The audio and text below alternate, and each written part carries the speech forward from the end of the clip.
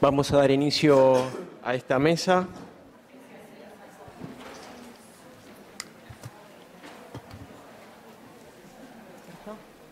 Adelante, adelante.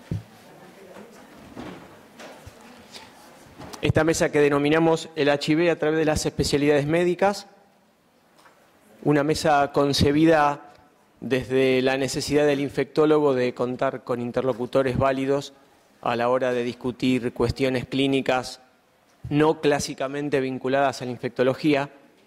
Por eso es que tenemos sentados en la mesa a especialistas no infectólogos.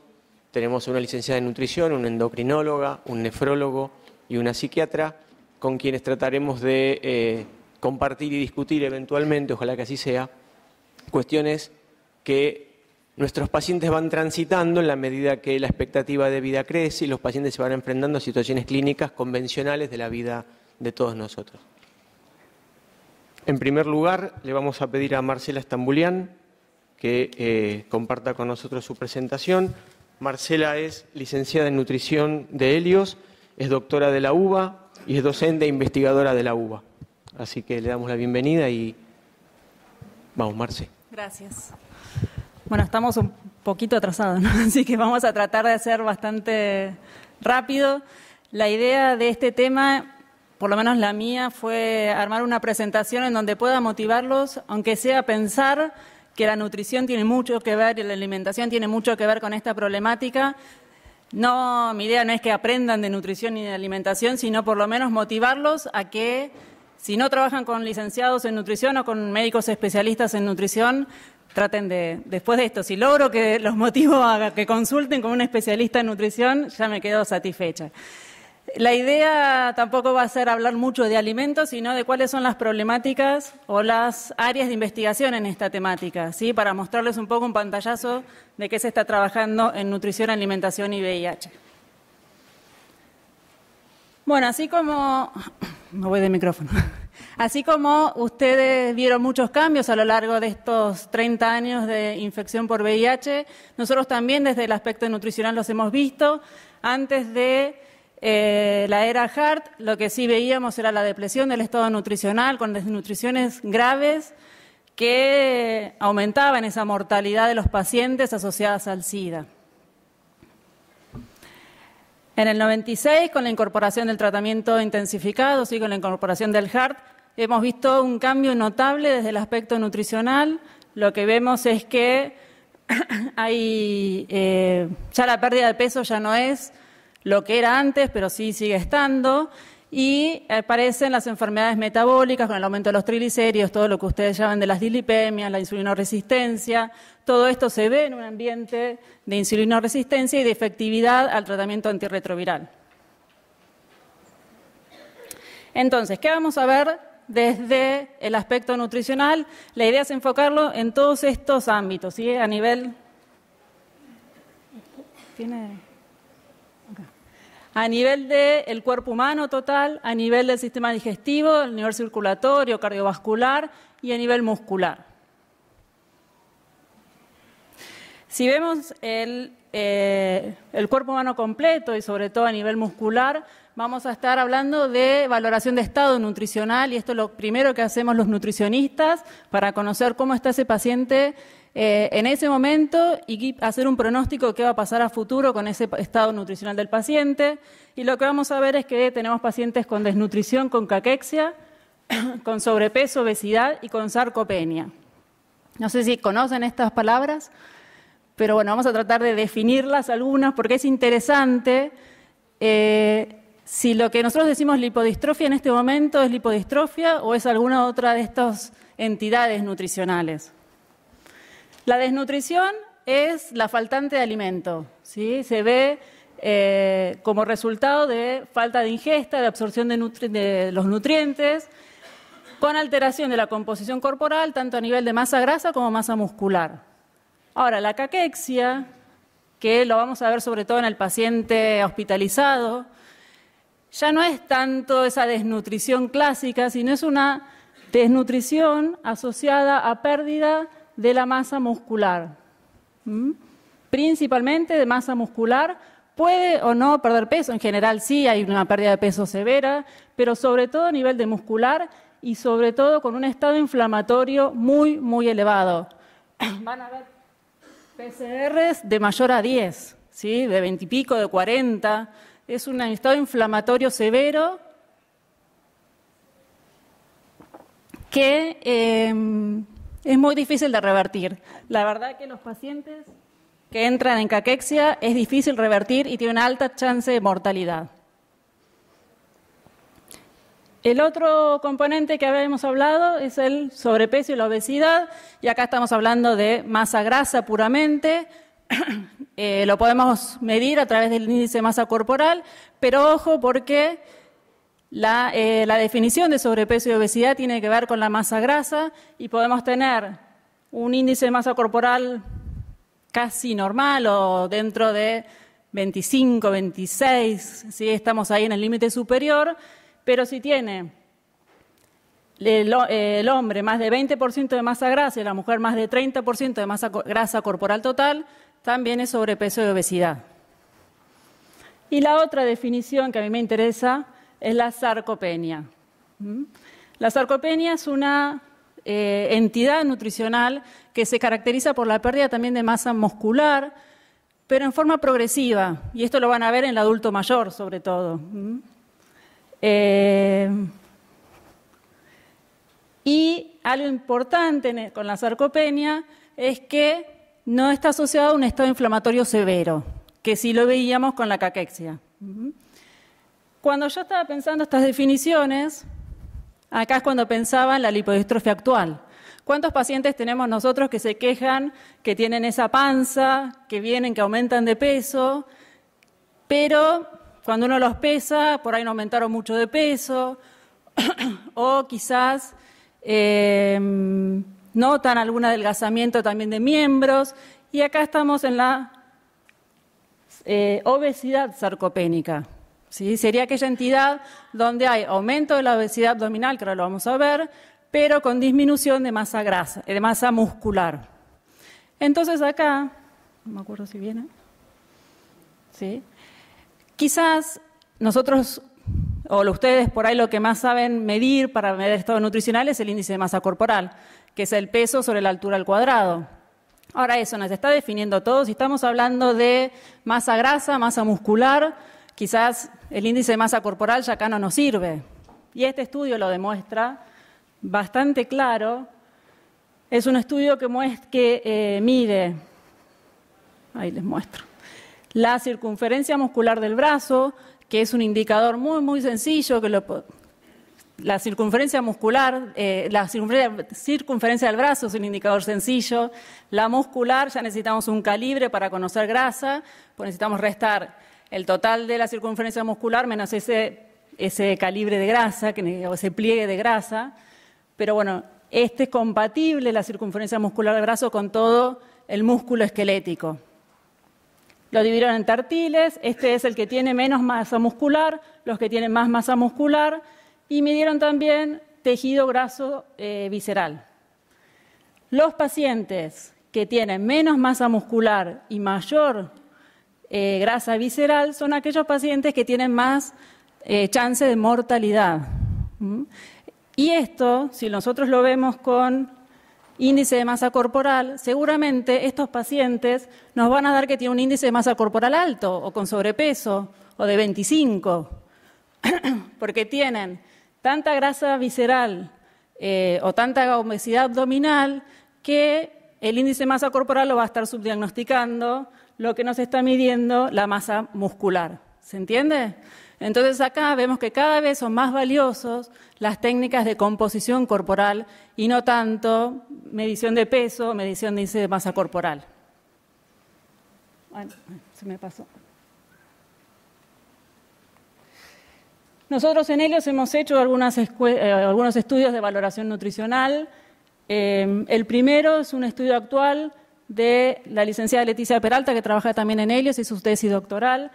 Lo que tratamos y esperamos poder brindarles a ustedes, que va a ser algo muy sencillo, es una herramienta de screening nutricional, que es el Malnutrition Screening Tool, que tiene 2 preguntas solamente muy sencillas de si está comiendo bien el paciente y si ha perdido peso. En otras patologías correlaciona muy bien con la valoración global, con la valoración objetiva del estado nutricional, así que si eso nos sirve en VIH, va a ser una buena herramienta para darles. Y lo estamos haciendo en pacientes de diagnóstico reciente. Nosotros acá, esta no es esa valoración de screening, sino la valoración que hacemos nosotros para poder correlacionar con esa estrategia, y lo que vemos es pacientes que tienen un 56% no tienen riesgo nutricional, 30% riesgo moderado de estado nutricional y 14% alto riesgo o desnutrición, ¿sí? La obesidad y el sobrepeso nosotros no lo medimos porque lo que queremos ver es riesgo nutricional, porque son pacientes de diagnóstico reciente. La desnutrición y el sobrepeso están mezclados dentro de estos pacientes. O sea que pacientes que tienen sobrepeso y obesidad tienen riesgo nutricional al momento o a los primeros 6 meses del diagnóstico. Entonces, ojo con el sobrepeso, porque no siempre quiere decir que es un paciente bien nutrido. Y en pacientes de muchos años de tratamiento, que son los 2 dibujos de abajo, en el 2005 teníamos un 61% de pacientes, esto sí con índice de masa corporal, que epidemiológicamente es un buen indicador, 61% con peso adecuado, 29% con sobrepeso, 6% con obesidad y 4% con bajo peso. Este es otro estudio que esperamos publicarlo también pronto. Yo no les traje la tendencia en los últimos años, pero sí el último año evaluado, que es el 2015, y lo que vemos es algo totalmente distinto, ¿sí? Vamos viendo que ya no tenemos bajo peso, y miren toda la cantidad de sobrepeso y obesidad que tienen nuestros pacientes. Muchísimo. Si lo comparamos con la encuesta de factores de riesgo a nivel nacional, para el 2013 tenemos las mismas cifras de sobrepeso y obesidad. Para el 2015 tenemos cifras más altas en este grupo de pacientes, que son pocos, son 61 pacientes de Helios.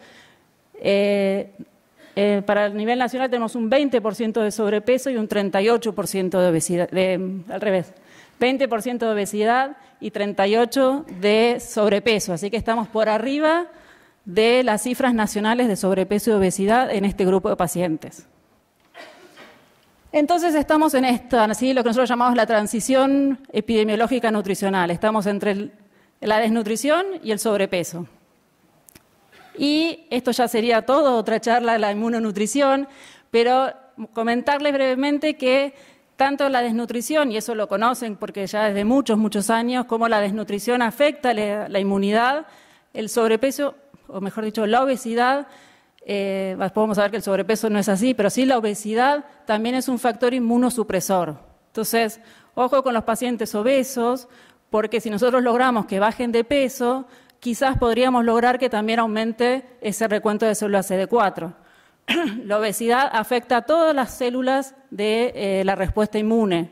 Entonces, una forma de que mejore esos pacientes que tienen recuento de CD4 de 200 y no 230, 220, que no logramos subir a pesar de que estén con carga viral indetectable, quizás, todavía eso no lo sabemos, pero puede ser una forma que baje de peso y pueda mejorar un poquito más esa carga, ese recuento de células CD4.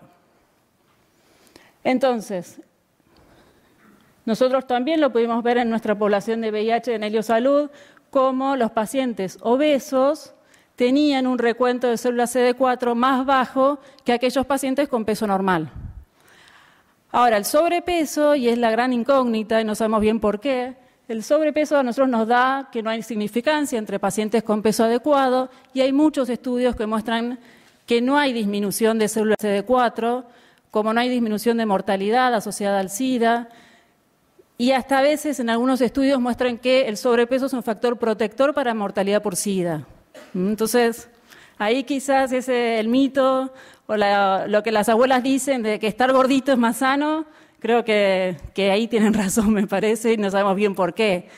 El problema es todo lo que vamos a ver después, si el sobrepeso hay que fomentarlo en estos pacientes, obviamente creo que no, pero Si hablamos solamente del aspecto inmunidad, hay algún factor protector que no conocemos que ayuda a estos pacientes.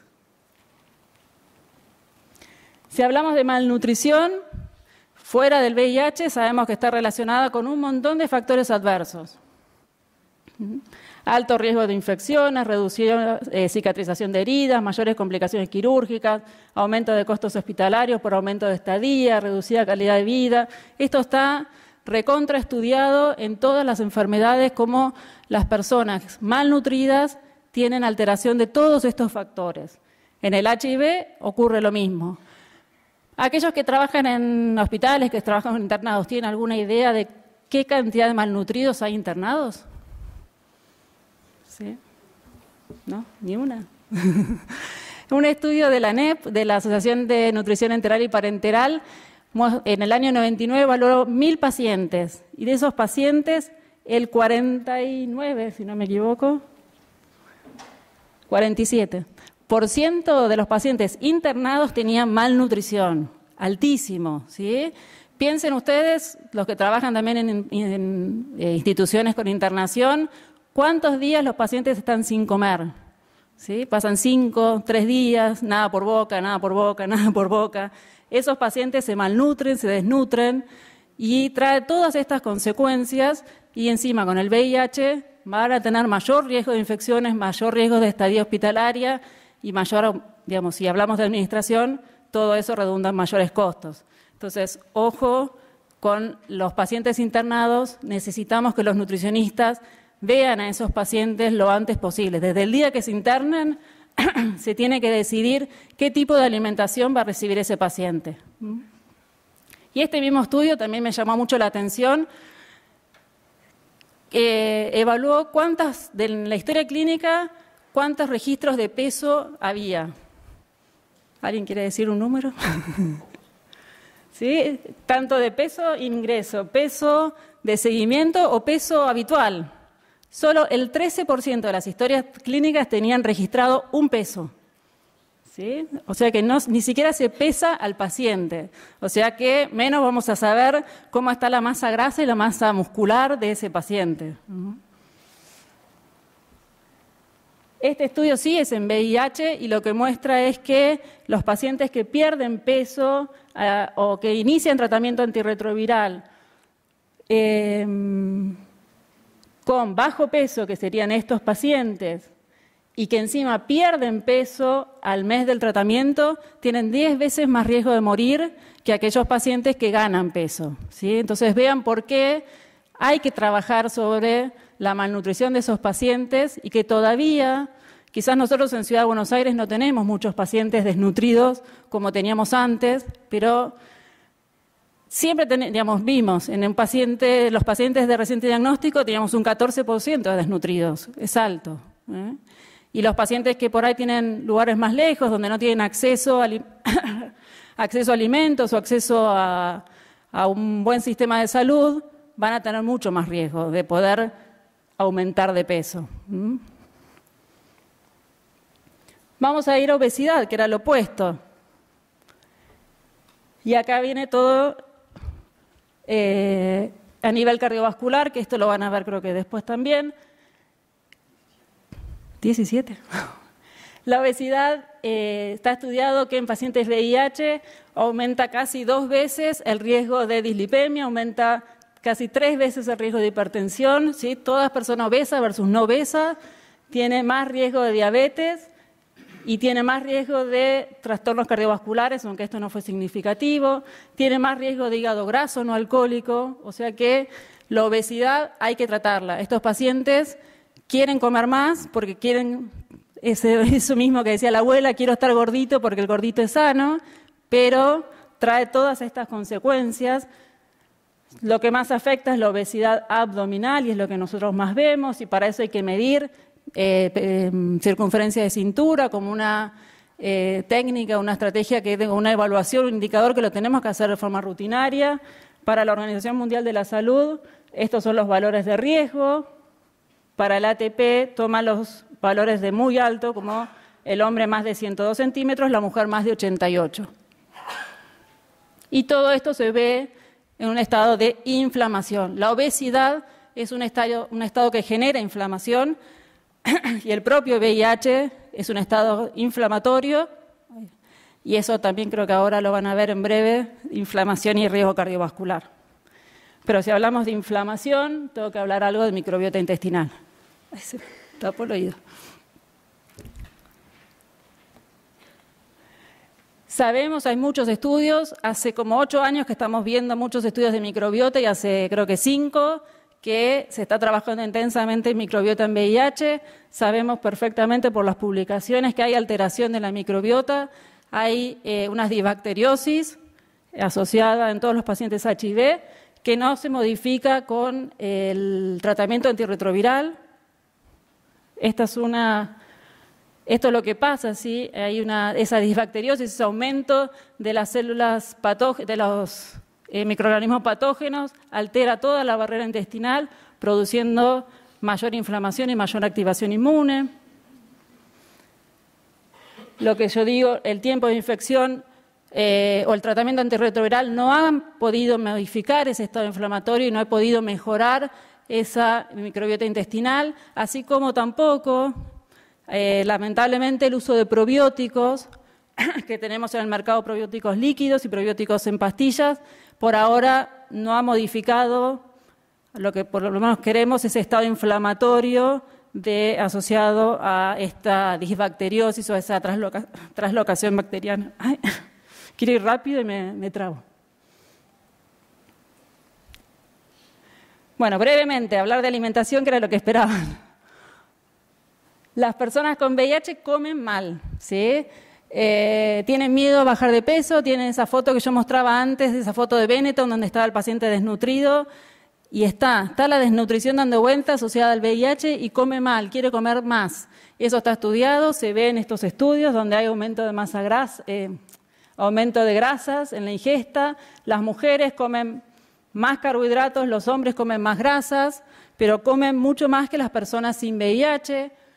Nosotros lo vimos también en personas, en nuestra población en Heliosalud, donde, si bien esta era una encuesta de autorreferencia, ¿sí? Los pacientes escribían lo que ellos creían que comían, ¿sí? O sea que esto debe tener un subregistro bastante grande. Ellos mismos decían que tomaban alimentos con azúcares simples en un 66%, que habitualmente el 50% tomaba jugos o bebidas azucaradas, que comía el 35% alimentos con grasas y que no hacen actividad física. Y me llamó la atención que en África, un abstract que se publicó en el 2011, mostraba exactamente lo mismo con una cultura totalmente distinta, pero también consumen más azúcares y más grasas. O sea que todo esto no va a ayudar a todo lo que veíamos antes del aumento del riesgo de diabetes, de obesidad, de dislipemia, de hipertensión. Todos los protocolos de tratamiento, esto es para dislipemia, pero para presión arterial, para todas las demás enfermedades crónicas no transmisibles, la primera pauta, si tiene bajo riesgo, es cambiar hábitos de vida, aumentar ejercicio, no fumar y dieta.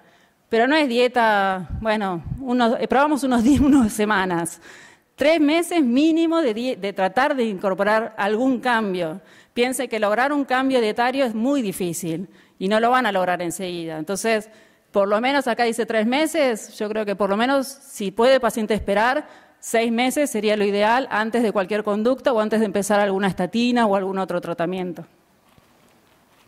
Las dietas probadas, bueno, esto es en relación a fibra, pero tiene que ver con las dietas probadas. Todas las dietas probadas que ahora vamos a ver se asocian a mayor consumo de fibra y los pacientes que consumen más fibra tienen menos obesidad abdominal, así que es importante fomentar las harinas integrales, fomentar las frutas y las verduras. La dieta mediterránea es la dieta más probada en todo el mundo, en todas las patologías, y en VIH también se ha probado. Así que es una buena dieta para darle a los pacientes. Lo que pasa es que es difícil y es costosa en nuestro país. Tiene que ver con las frutas, verduras, granos enteros, legumbres, aceite de oliva, mayor pescado, leche, quesos y yogures descremados y bajo consumo de carnes rojas. Pero todas las dietas hablan de aumento de frutas y verduras, ¿sí? Y no solo acá, esta dieta disminuyó el índice HOMA, aumentó el HDL y disminuyó los triglicéridos, sino también que hay otro estudio que valoró aterosclerosis subclínica y también la dieta mediterránea lo ha mejorado.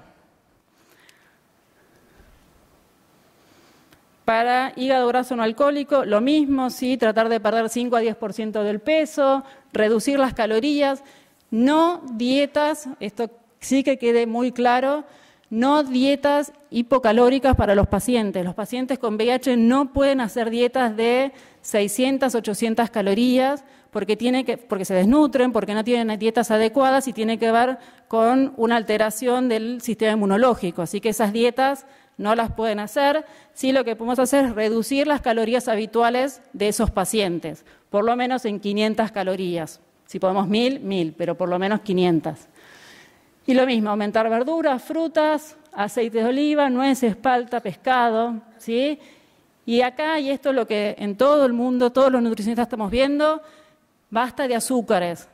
Como antes decíamos grasas, ahora los azúcares es como los malos de la película y hay que tratar de inculcar a los pacientes la disminución de azúcares en la alimentación diaria. La dieta DASH es otra dieta con, digamos, mucha evidencia, así que incluye más o menos lo mismo, ¿sí? Consumir verduras, frutas, lácteos descremados, legumbres, semillas, nueces, así que es más o menos lo mismo. Y son todas dietas que tienen mucha evidencia para los trastornos o para las enfermedades crónicas no transmisibles. Les presento las nuevas guías alimentarias para nuestra población argentina, que van en la misma línea, con mayor consumo de frutas y verduras. Eso es lo que más tenemos que hacer hincapié, bajar la cantidad de azúcares y tratar de incorporar frutas, verduras y harinas integrales, semillas y todo lo que sea ácidos grasos monoinsaturados, que lo tenemos acá con las frutas secas, el aceite de oliva, la palta y las aceitunas. Actividad física, no voy a hablar nada, pero es la base fundamental. Decir a nuestros pacientes que tienen que hacer actividad física. Mismo yo le digo al paciente ese desnutrido, tiene que hacer actividad física, nada, estar en la cama, levantar el brazo, bajarlo, pero necesitamos mejorar la masa muscular y eso lo vamos a lograr con actividad física. Así que inculcarle a todos nuestros pacientes actividad física aeróbica como muscular. Y creo que nada más, como conclusiones entonces, porque me pasé bastante, valorar el estado nutricional, nos quedamos cortos, con índice de masa corporal. Necesitamos técnicas de composición corporal, sé que son difíciles, pero necesitamos valorar masa muscular sobre todo.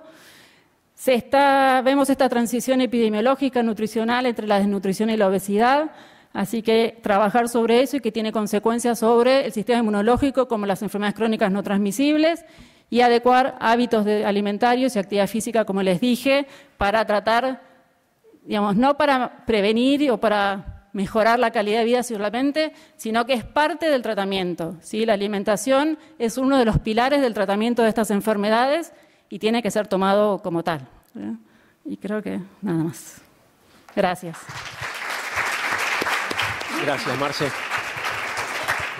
Vamos, sin solución de continuidad, a escuchar a Gustavo Lajam. Él es médico de planta de nefrología de CEMIC, así que necesitamos tu ayuda, Gustavo.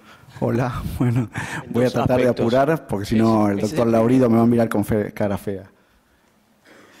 Bueno, no sé si está. Bueno, muchas gracias a Helios por la invitación. Yo voy a tratar de hablar un poquito de lo que es la enfermedad renal crónica, su asociación con el HIV. Bueno, yo puse acá, yo empecé por las conclusiones, puse primero enfermedad renal crónica y quiero que vean cuál es la relación con el HIV. Fíjense que las enfermedades renales, hay enfermedades renales asociadas a HIV, por otro lado hay injuria renal aguda asociada a HIV, hay factores de riesgo para enfermedad renal crónica. Hoy en día la gente con HIV vive mucho más y tiene muchos más factores de riesgo para enfermedad renal crónica.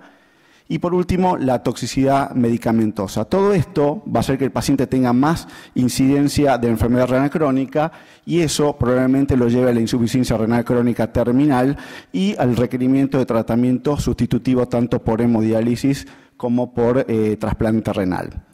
Yendo un poquito a lo que es la definición de la enfermedad renal crónica, mucha gente confunde lo que es enfermedad renal crónica versus lo que es insuficiencia renal crónica. Yo les voy a decir una cosa, uno puede tener un paciente diabético con función renal normal, más de 90 de filtrado glomerular, con microalbuminuria, ese paciente tiene enfermedad renal crónica, pero no tiene insuficiencia renal crónica. El paciente tiene insuficiencia renal crónica cuando tiene un filtrado menor a 60. Por eso tengan cuidado cuando uno habla de insuficiencia renal crónica o de enfermedad renal crónica. Y eso tiene que pasar por lo menos 3 meses para uno definir la enfermedad renal crónica. Por otro lado, ¿cómo medimos la función renal? Un tema de mucha discusión. Bueno, el mejor método es la inulina, pero es muy caro, por lo tanto uno no la utiliza. Y básicamente uno usa el clearance de creatinina, pero uno sabe que el paciente a veces no puede juntar la orina de 24 horas, se pierde alguna orina y eso me subestima el resultado de función renal. Por lo tanto, vamos a ir a métodos donde uno pueda estimar la función renal y básicamente hoy en día el método que se está usando es el CKD-EPI. ¿Cómo hago para calcular el CKD-EPI? Básicamente con el teléfono inteligente uno busca CKD-EPI, pone la creatinina, el sexo, la edad y saca el valor de filtrado glomerular. Y de esa manera pueden tener el filtrado glomerular que el paciente puede tener. La otra manera es haciendo un clearance de creatinina, pero como les digo, a veces puede estar subestimado porque el paciente pierde alguna orina cuando está juntando en las 24 horas. Bien. Por otro lado, cuando yo tengo que hacer detección temprana de enfermedad renal crónica, tengo que hacerle un sedimento orina. ¿Para qué me sirve el sedimento orina? Para ver si tiene microhematuria, para ver si tiene cristales, si tiene glóbulos blancos, etcétera, etcétera. Pero también, por otro lado, voy a medir orina completa. La orina completa me va a servir para ver si el paciente tiene proteinuria, ¿sí? Si el paciente tiene glucosuria, ¿sí? O si el paciente tiene alguna otra cosa, que me va a ayudar al diagnóstico de, por ejemplo, nefrotoxicidad por alguna droga usada en HIV. Y por otro lado, la pregunta es, ¿cómo mido proteinuria o cómo mido albuminuria? ¿Es lo mismo proteinuria que albuminuria? No, la respuesta es no. Yo tengo 3 maneras de medir la proteinuria. Uno con la tirita reactiva, que recuerden que cuando la tira reactiva da positiva me está detectando albuminuria, ¿sí? Pero no otro tipo de proteínas. O sea que existe el caso en donde yo tengo una proteinuria tubular que no es glomerular, en donde la tira reactiva me va a dar negativa, pero cuando yo le pida la proteinuria de 24 horas, esa me va a dar positiva. O sea que no se basen solamente en la tirita reactiva, porque no les sirve para nada. La otra manera es juntando la orina de 24 horas, albuminuria de 24 horas o proteinuria de 24 horas, pero bueno, es muy engorroso. Y por último, hoy en día se puede hacer un cociente, el cociente proteinuria sobre creatinuria o albuminuria sobre creatinuria. La verdad que ese cociente tiene muy buena correlación con la proteinuria o la albuminuria de 24 horas, y la verdad que es mucho más fácil cuando uno está en el consultorio. Se pide spot de proteinuria sobre creatinuria o cociente albuminuria sobre creatinuria. Y ese valor está muy bueno y nos va a permitir a nosotros saber si ese paciente tiene albuminuria o tiene proteinuria. Les recuerdo, para proteinuria, valor máximo normal hasta 150. Para albuminuria, valor máximo normal hasta 30 microgramos. Más de 30 y entre 30 y 300 yo ya tengo microalbuminuria y más de 300 ya tengo macroalbuminuria. Bien, siempre cuando hablamos de enfermedad renal crónica tenemos que ver cuáles son los factores de riesgo. Y estos se ven en gente que no tiene HIV y en gente que tiene HIV. O sea, no tiene nada que ver una cosa con la otra. ¿Cuáles son los factores de riesgo? Bueno, la edad mayor a 60, tener diabetes, tener hipertensión arterial, enfermedad cardiovascular, historia familiar de diabetes o de insuficiencia renal o de hipertensión y raza negra. Pero también tenemos factores no modificables, como por ejemplo una dieta rica en proteínas. Acá en la Argentina tenemos una dieta bastante rica en proteínas, la obesidad, como decía recién la licenciada, la dislipidemia, el tabaquismo, el abuso de drogas y también la hepatitis C. Hoy en día es un factor de riesgo modificable porque se puede tratar. Bien. Cuando uno tiene un paciente con enfermedad renal crónica, uno tiene una clasificación de enfermedad renal crónica. No sé con cuál se... Bueno, con este. Como pueden ver acá, la enfermedad renal crónica se clasifica en 5 estadios, estadio 1 al estadio 5. El estadio 1 es aquel que tiene función renal normal con alguna alteración en el sedimento de orina o con albuminuria o proteinuria. Ejemplo, paciente diabético con enfermedad renal normal y microalbuminuria. Pero a medida que va decreciendo el filtrado glomerular, los estadios van avanzando. Si ese paciente, a su vez, tiene albuminuria o proteinuria, esto en rojo quiere decir alta mortalidad, es decir, empeoría de la función renal, con proteinuria igual a mayor mortalidad. ¿Sí? Bueno, sigamos. Ahora bien, ¿qué pasa cuando el paciente tiene enfermedad renal normal? Como van a ver acá, fíjense que empeorar la función renal se asocia a muertes por cualquier causa, a mayor número de hospitalizaciones y episodios cardiovasculares. Lo que está demostrado es que cuando el paciente tiene un filtrado por debajo de 70 o 60, ya su riesgo de morbimortalidad va aumentando. Y este no es el único trabajo que se hizo sobre 1 millón de afiliados de una obra social de Estados Unidos, sino que hay muchos trabajos que muestran lo mismo. ¿Cuál es la situación en la Argentina con respecto a tratamiento sustitutivo? Si ustedes pueden ver acá, van a ver que el número de pacientes en hemodiálisis o en diálisis en general va aumentando año a año. Como pueden ver acá, hoy en día estamos cerca de los 29.000 pacientes que están en diálisis, de los cuales algunos tienen HIV positivo, y como pueden ver acá, hay 6.000 trasplantados, 1.000 pacientes que se trasplantan por año y una lista de espera que está alrededor del 21% para trasplante renal. Otro dato interesante es que acá en Argentina, a diferencia de Europa, el tiempo medio hasta que un paciente acceda al trasplante renal va entre los 5 y los 7 años. ¿Sí? Eso, la verdad que hay que cambiarlo.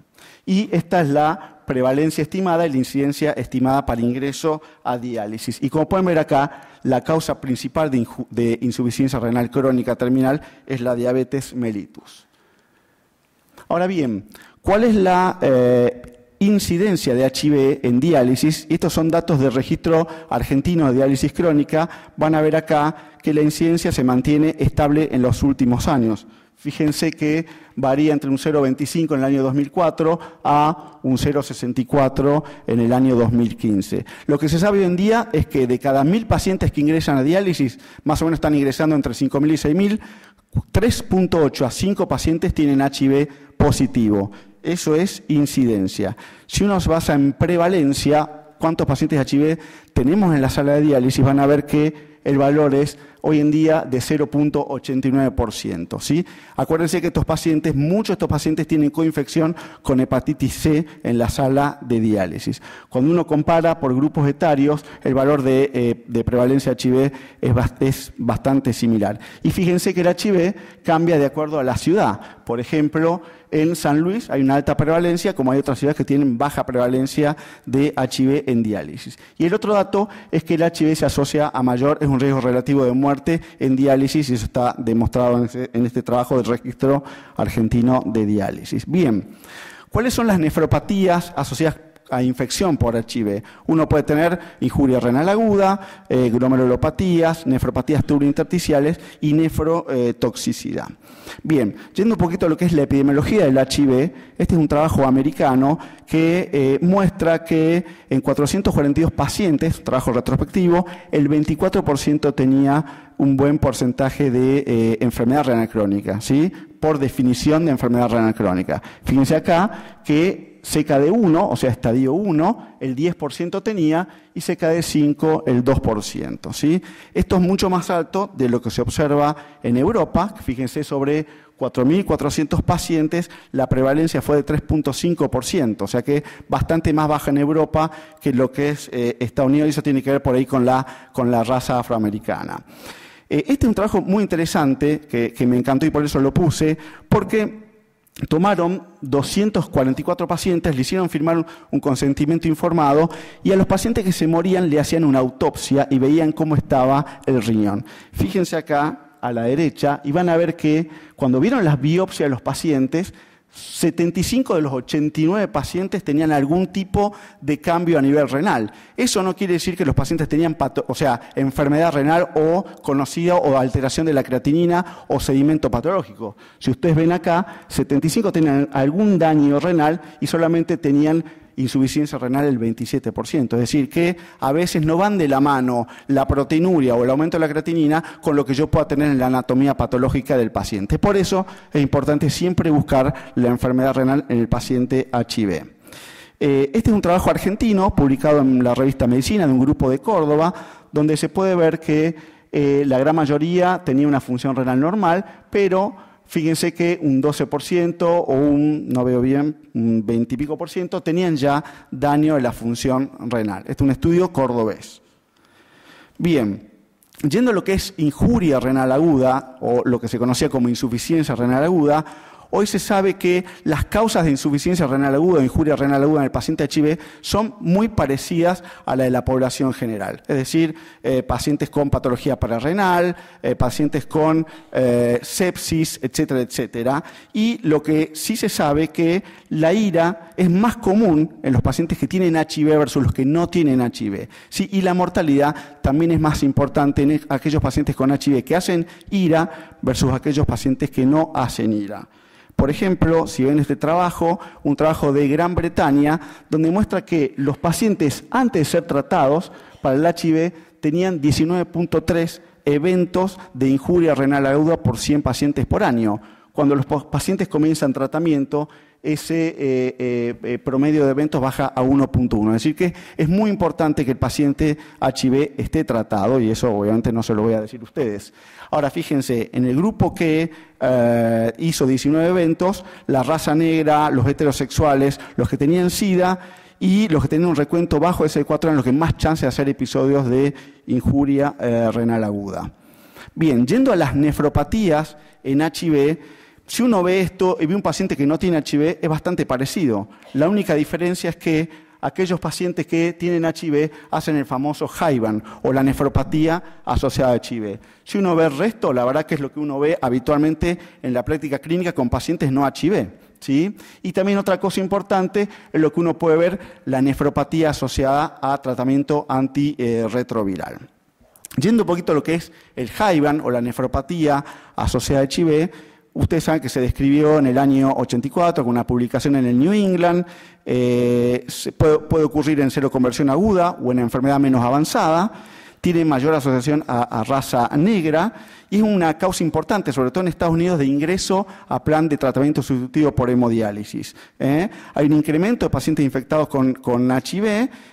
Más o menos se sabe que hay más o menos 900 nuevos casos de injuria renal crónica o enfermedad renal crónica terminal en pacientes que hacen HIVAN, y lo que sí también se sabe que el tratamiento antirretroviral bajó ostensiblemente el porcentaje de pacientes que hacían HIVAN. ¿Cómo se manifiesta el HIVAN? Bueno, proteinuria en rango usualmente nefrótico, más de 3 gramos de proteinuria, tanto por spot o por proteinuria de 24 horas. Hay un deterioro progresivo y rápido de la función renal. La hipertensión es muy común. Los riñones en la ecografía lucen normales y lo que se ve en la biopsia es una glomerulosclerosis focal y segmentaria, la variante colapsante, ¿sí? En general se asocia a afroamericanos y con CD4 bajo. Bueno, ¿cuál es la patogénesis del HIV? Bueno, se cree que el HIV está en el riñón, sobre todo en el túbulo renal y en el glomérulo. De hecho, hoy en día se sabe que hay expresión del RNA del HIV en las células plasmáticas y en las células tubulares, y también hay una variante genética que es el APOL1, que se ha visto que tiene relación con la presencia de HIV en el paciente que hace HIVAN, sobre todo en Estados Unidos. Esto, como pueden ver acá, es una biopsia. Acá se ven, este es un glomérulo donde las luces capilares prácticamente no se ven y el glomérulo está totalmente colapsado. También otra cosa que se pueden ver son quistes renales. Bien, todo paciente que tiene proteinuria y se hace una biopsia, uno cree que puede tener un HIVAN, y la verdad es que no es así. Este es un trabajo publicado no hace mucho que muestra que de los pacientes que tenían proteinuria e iban a una biopsia renal, solamente el 56% tenían HIVAN, pero también había pacientes que hacían esclerosis focal y segmentaria clásica, membrana proliferativa, etcétera, etcétera. ¿Qué quiero decir con esto? Que no todo paciente que tiene proteinuria de rango nefrótico tiene HIVAN. Hay otras causas que pueden producirlo, ¿sí?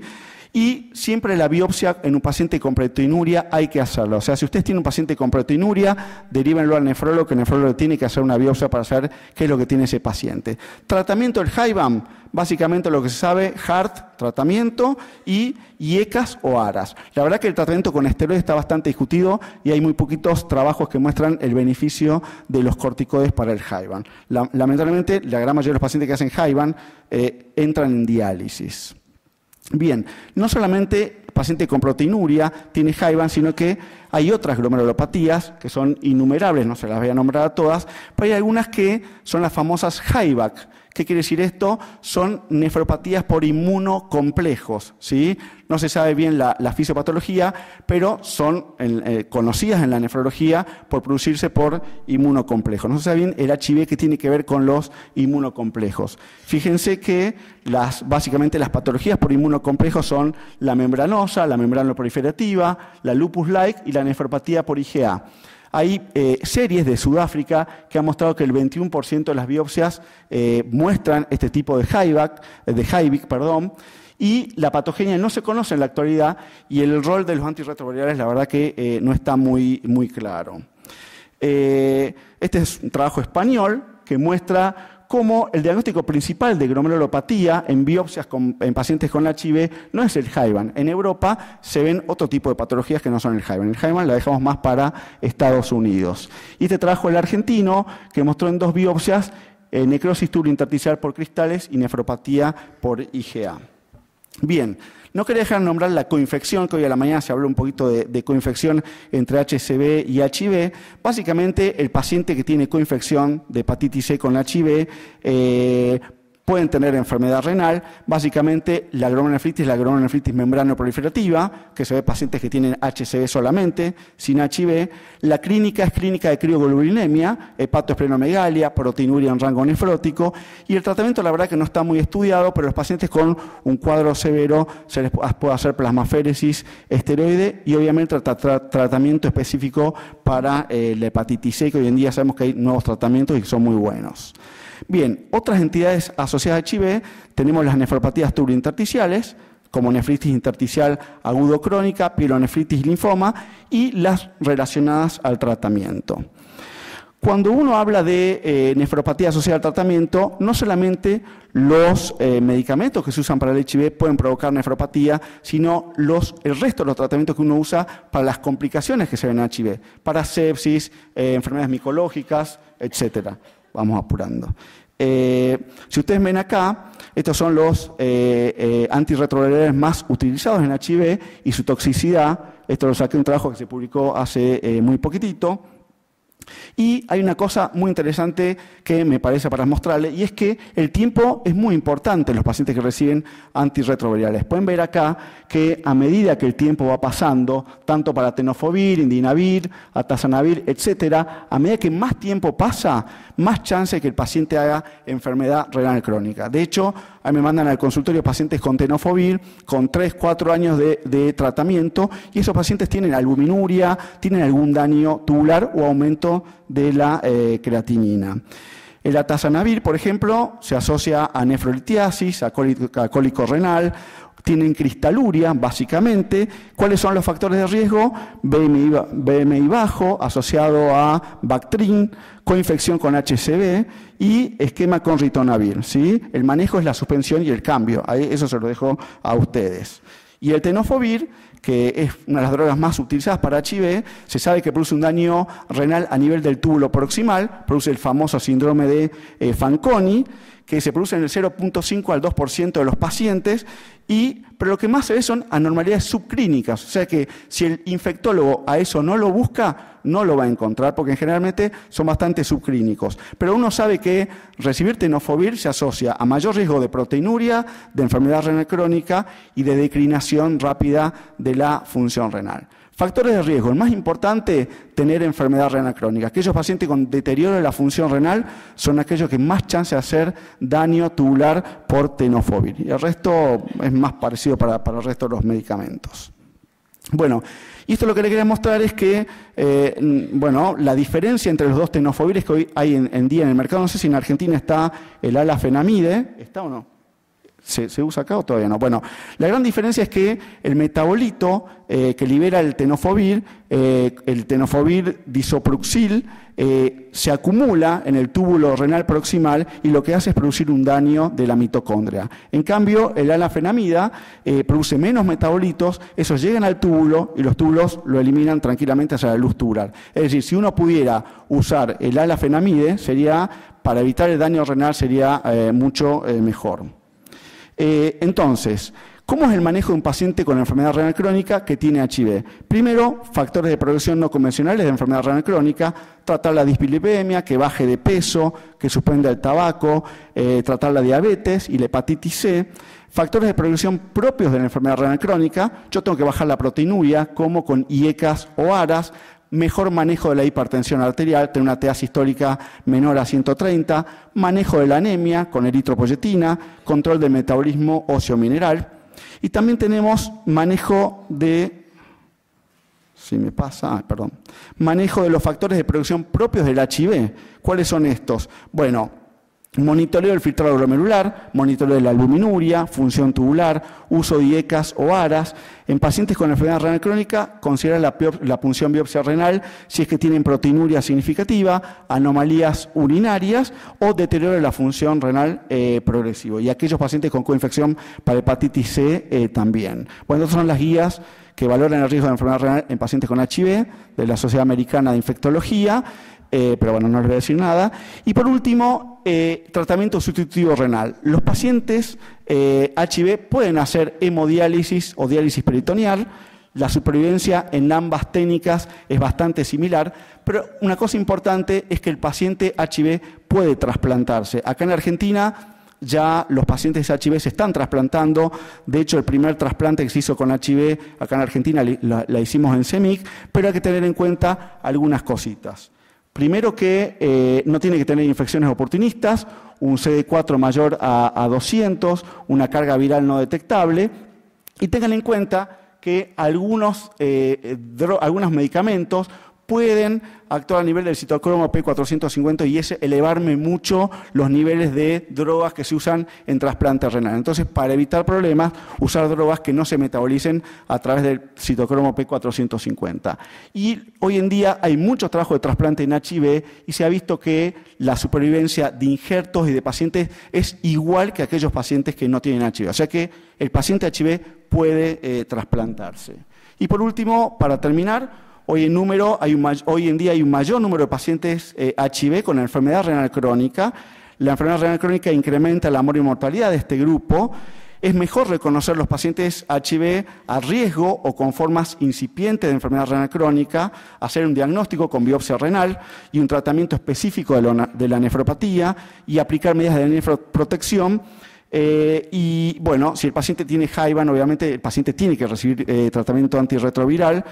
Y siempre y cuando uno tenga cuidado con la toxicidad de las drogas, como les mostré recién el tenofovir y el atazanavir, y si se puede usar el tenofovir menos tóxico, como el alafenamida, sería ideal para evitar problemas renales. Y pueden hacer hemodiálisis o diálisis peritoneal y el trasplante es la indicación preferente en aquellos pacientes con insuficiencia renal. Muchas gracias. Gracias, Gustavo. Le vamos a pedir a Ana María Galich si por favor nos puede compartir su presentación. Ella es médica endocrinóloga del Hospital Italiano y queremos que nos ayudes con los huesos de nuestros pacientes. Buenas tardes. Quiero agradecerles la invitación, especialmente a la doctora Isabel Cassetti. Voy a abordar no toda la endocrinología porque es imposible, sino me voy a encargar de dos cosas, y si lo puedo hacer pasar a esta, de la enfermedad ósea y la enfermedad gonadal masculina. Todos sabemos que gracias al advenimiento de los tratamientos, los pacientes con HIV viven más y tienen complicaciones que corresponden a las enfermedades crónicas, pero estas se presentan en una edad más temprana que los pacientes que no tienen HIV, y una de esas complicaciones es, por ejemplo, La osteoporosis con fractura. ¿Qué entendemos por osteoporosis? Esta es una enfermedad ósea sistémica que se caracteriza por el deterioro de la microarquitectura, como pueden ver ahí en la figura, que cursa con baja masa ósea, que se caracteriza por tener baja resistencia o poca fortaleza del hueso, lo que hace que aparezcan fracturas ante mínimos traumas, por ejemplo, la caída desde su propia altura.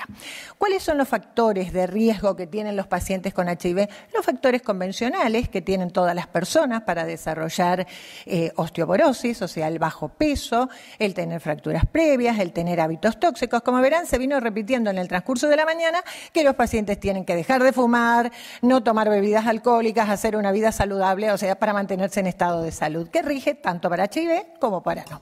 Y algunos factores específicos que tienen que ver con el HIV, como son el tratamiento con los antirretrovirales, el proceso de inflamación crónica, que es el HIV, que ya vimos que afecta a todos los órganos, el hueso no es una excepción, y la coinfección con los virus de la hepatitis y otras enfermedades sistémicas crónicas. ¿Cómo evaluamos a un paciente que sospechamos que puede tener osteoporosis? Y me permití traerles un caso real de consultorio. Este es un muchacho, varón, cuyo diagnóstico de HIV fue a los 36 años y lo mandaron a nuestro consultorio de endocrinología cuando tenía 44 años porque la densitometría había bajado hasta colocarse en el rango de osteoporosis. En el interrogatorio que le hacemos, él negaba la presencia de fracturas, decía que fumaba 4 cigarrillos por día, que hacía muchos ejercicios diarios, estaba deprimido y fundamentalmente preocupado por el cambio de su aspecto corporal. Tenía lipodistrofia y él, para no aumentar de peso, para no tener el abdomen prominente, se autorrestringía en la dieta y fundamentalmente en lácteos y derivados. Y tenía el antecedente de una tuberculosis que ya estaba curada y su BMI era normal, 24.3. Entonces, ante este paciente, los interrogantes que surgían era: ¿tiene riesgo de fractura? ¿Cómo evaluamos ese riesgo de fractura? ¿Cuándo habría que solicitarle una densitometría a un paciente con HIV? ¿Cómo hacemos o cuándo hacemos la evaluación bioquímica específica de osteoporosis? ¿Qué tratamiento le podemos ofrecer? ¿Y cómo podemos prevenir el desarrollo de la masa ósea? Riesgo de fractura. Ya es ampliamente conocido que todos los pacientes con HIV tienen más riesgo de fractura y esto, como vimos para la enfermedad renal, va aumentando a medida que los años de enfermedad van transcurriendo. Y en esta gráfica, que corresponde al estudio de la población danesa, donde se evaluaron más de 5.000 pacientes con HIV comparados con 25.000 controles, que se ve que la curva de abajo es la que corresponde a los pacientes controles. A medida que vamos envejeciendo, el riesgo de fractura es mayor, y la de arriba era de los pacientes con HIV, que tenían 1.5 veces más riesgo de fractura. Pero si se fijaban quienes tenían solamente la infección por HIV y los que tenían coinfección por virus de hepatitis, se veía que en la línea negra, la que va hacia arriba, los coinfectados tenían hasta 3 veces más de riesgo de fractura. Es lo mismo que para la enfermedad renal. A los pacientes los complica si tienen una infección por otro virus, mientras que seguía manteniéndose el riesgo, pero un poquito menos para los que tenían la infección pura.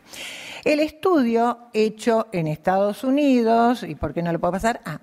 También muestra que tanto mujeres como varones tenían más riesgo de fractura en cualquier sitio. La barra gris clara corresponde a los sitios de fracturas, que podemos ver fracturas vertebrales en mujeres era mayor, la cadera era más o menos igual, y lo mismo pasaba en los varones, siempre mayor riesgo de fractura en los infectados con HIV. ¿Qué pasa en el estudio hecho en Barcelona? Se observa exactamente igual que los pacientes infectados con HIV, a medida que transcurren los años, van aumentando la incidencia de fractura, pero esto es más joven.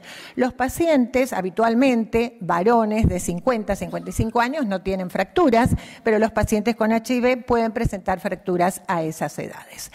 Entonces, si ya vimos que cualquiera sea la población de diferentes lugares del mundo tiene riesgo de fractura con esta enfermedad, ¿cómo vamos a evaluar el riesgo de fractura?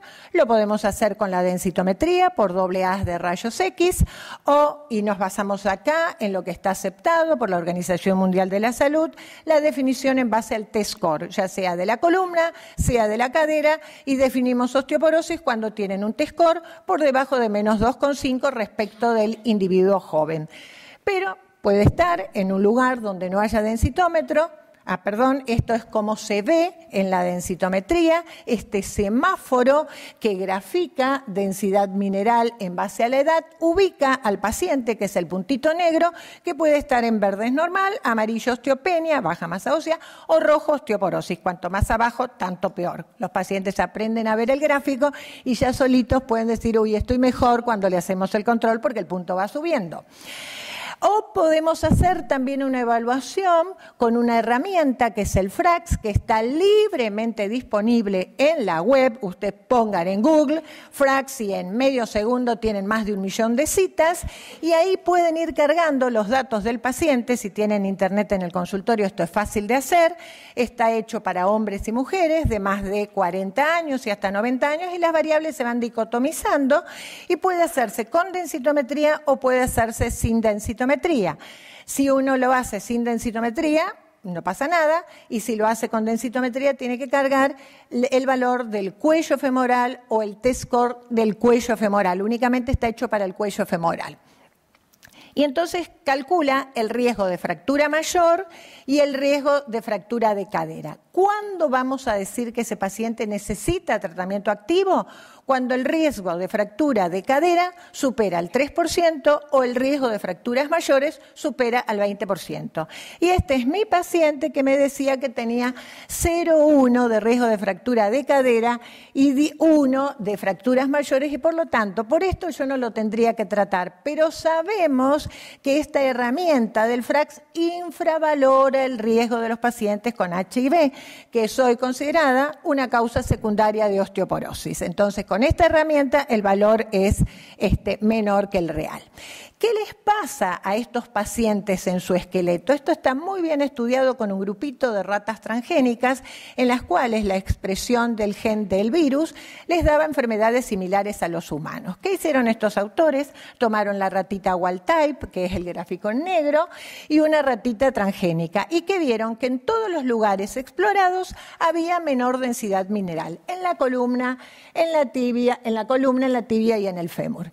Y les hicieron una microtomografía y compararon la estructura de la ratita wild type normal y la estructura tridimensional deteriorada en la rata con HIV. Y se fijaban el tejido trabecular en la wild type y lo que le pasaba a la rata transgénica. Había un franco deterioro del tejido trabecular que donde está en la columna y en los extremos distales de los huesos largos, pero también estaba comprometido el hueso cortical como la cáscara del hueso que estaba adelgazada. Es decir, que esta enfermedad compromete ambos tipos de hueso. ¿Y esto por qué es? Porque se estimula la resorción ósea que está llevado a cabo por esta célula roja grande que produce la resorción ósea y después vienen esas células azules que son los osteoblastos que son los encargados de formar hueso. ¿Qué hace el HIV a través de la proteína GP120 o de la proteína viral 20? Estimula a la célula que reabsorbe hueso y frena a la célula que forma hueso. Balance final ampliamente negativo para este individuo. ¿Cómo vamos a hacer para evaluar esta actividad ósea? ¿Qué le está pasando a los pacientes? A través de evaluación de cada una de las funciones de estas células.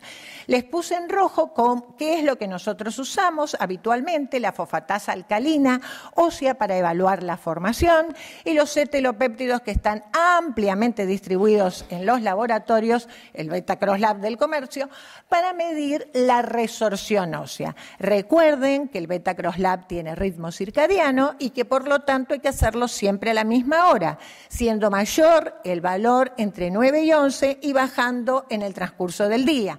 Por lo tanto, si queremos evaluar el metabolismo óseo, hay que hacer la extracción de sangre siempre a la misma hora.